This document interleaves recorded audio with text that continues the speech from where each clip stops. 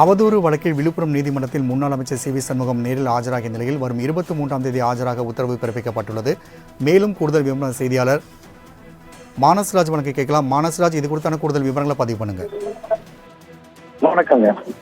அதாவது கடந்த வருடம் மார்ச் மாதம் 7ஆம் தேதி செஞ்சி மற்றும் நாட்டார்மங்கலத்தில், அதாவது மார்ச் மாதம் 10ஆம் தேதி வானூரிலும் திருச்செலம்பலம் கூட்டோடு அருகே உள்ள கோட்டக்குப்பத்தில் 10ஆம் தேதியும், மேலும் ஜூன் மாதம் நடைபெற்ற அதிமுக பொதுக்கூட்டத்தில் தமிழக அரசை குறித்தும் தமிழக முதல்வர் குறித்தும் அவதூறாக பேசியதாக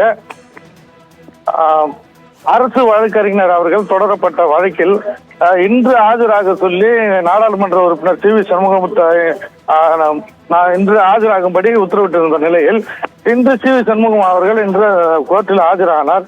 இவர் ஆஜராகும் போது மேலும் கூடுதலாக 2 வழக்கிலையும் சி வி சண்முகம் அவர்கள் ஆஜராகியுள்ளார்.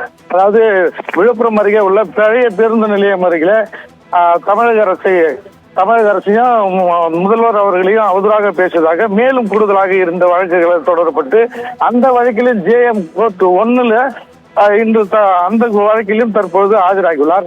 அதாவது மொத்தம் அவர் மீது பதியப்பட்டுள்ள 6 வழக்குகளிலும் இன்று ஆஜராகி 2 வழக்குகளில் விழுப்புரத்தில் நடைபெற்ற கூட்டத்தில் பேசியதாக அவதூறாக பேசியதாக தொடரப்பட்ட வழக்கில் வருகின்ற 23ஆம் தேதி ஆஜராகும்படியும், மேலும் அந்த வழக்கில் 30 பக்க குற்றப்பத்திரிகை தாக்கல் செய்துள்ளதாகவும் அதை பெற்றுக்கொண்டு வருகின்ற 23ஆம் தேதி ஆஜராகும்படி கூறியிருக்கிறார்கள்.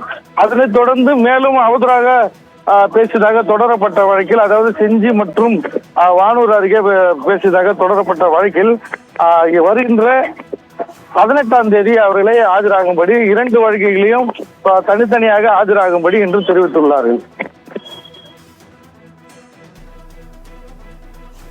மானஸ்ராஜ், தகவலுக்கு நன்றி.